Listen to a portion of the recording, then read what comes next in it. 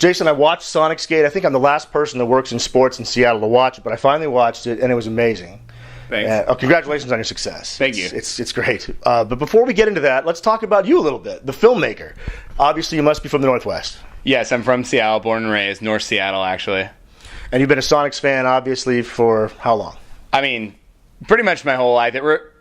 Pretty much my whole life. 85, Tom Chambers and those guys is when it really started, but then it picked up speed in the 90s with Gary Payton and Sean Kemp and those guys, and then I actually became a bigger Sonics fan after like 2000 when Ray Allen and stuff. I became fanatical level, and that's when a lot of people in the region maybe had kind of lost touch because of the Howard Schultz ownership group and some other stuff. And I don't know. I just picked up my fandom of the NBA quite a bit at that point. So, and then I was so devastated when the team left. That's really like what motivated Sonicsgate. Are you a all sports fan, or is basketball the thing you just most embrace? NBA basketball. It's that's the thing I love. Like, I like the Seahawks and everything, but nothing holds a candle in my book to NBA basketball. Are you by chance old enough to remember the 78 and 79 Sonics that went to the finals one year against the Bullets and then won the next year? I was one, so my memory's like a little bit. I don't really remember it, but I was alive when it happened, and so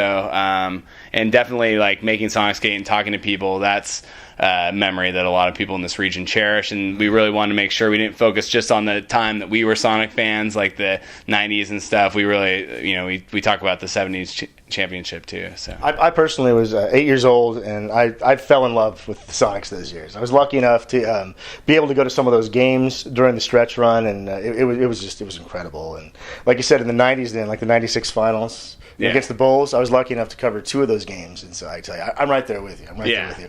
Let's talk about Jason, the filmmaker. Then, how did you get into making films? Went to UW, and they had a cinema studies program, so kind of learned a lot about films, but not anything technical. Everything kind of technical happened after I graduated in 2000. So the last 10 years or so, I've been learning, how to make films sort of on my own, and we have a great team of guys that have kind of come together, and they're my filmmaking partners, and we all kind of decided that it was important to get the Sonics story told, and so we kind of pooled all our resources, and everyone basically worked for free and devoted all their time to getting this told, and that's why the movie's free online. We just want it to be accessible to as many people as possible, and so yeah, it was a big deal for us to make the film. And being online, I think it's probably a good time to mention that you did win an online film award. Do you want to talk about winning the Webby? Yeah, we won the Webby Award 2010 Best Sports Film. Gary Payton actually came to New York and gave our 5-word acceptance speech. With the Webby Awards, you only get five words, and so he said, "Bring back our Seattle Supersonics." And that's sort of the way we're taking the discussion now. Is we exposed kind of the lies and corruption that went into how we lost the team, and everything we're doing from this point forward is about bringing the Sonics back, or bringing an NBA back to Seattle, and so that's the focus of our efforts now. You mentioned your team that put this together with you. Talk about them and how it came together. These guys you went to college with. Had you made other films before this? Well, we made a documentary in China right before Sonicsgate, which actually came out last month on KCTS. So it came out after Sonicsgate, but we made it before Sonicsgate. Met up a lot of the guys years ago, but I started kind of covering the Sonics thing as the last 6 months of the team being in town when the trial happened, going to the trial every day, filming the Save Our Sonics events. Met Adam Brown, who's the producer on the film, through the Save Our Sonics organization. He was the media director.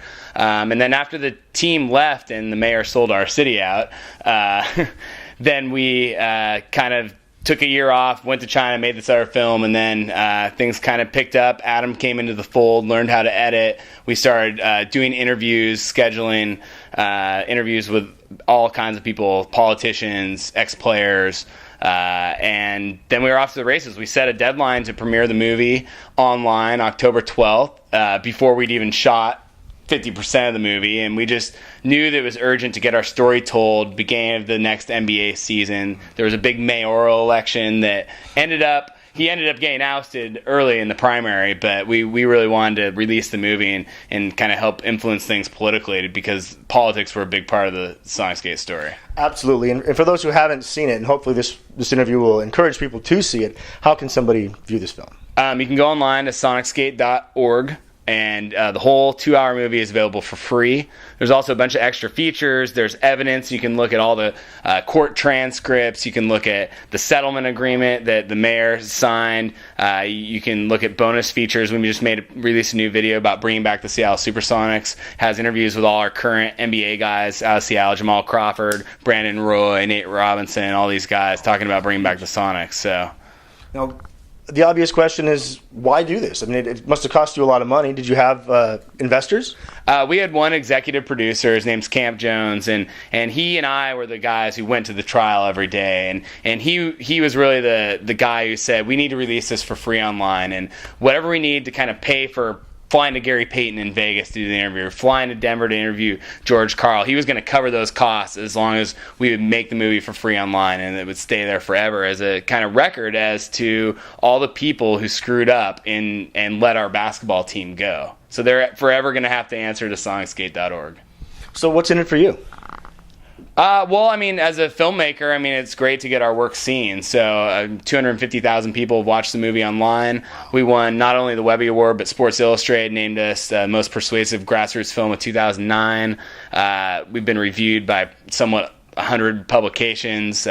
Outside the Lines on ESPN did a whole segment on the film. So, I mean, it's big for me as a filmmaker to get my name out there, but it's also big because this story could have been forgotten, and it could have been swept under the rug because all the powers that be that allowed the team to leave wanted that. And a year later, they were sitting pretty like, oh, yeah, Clay Bennett's down there courtside. Well, Sonicsgate is to remind everybody that there were a lot of lies and betrayals that went into why the Oklahoma City Thunder are no longer the Sonics. And so that's what they get. We just use their words.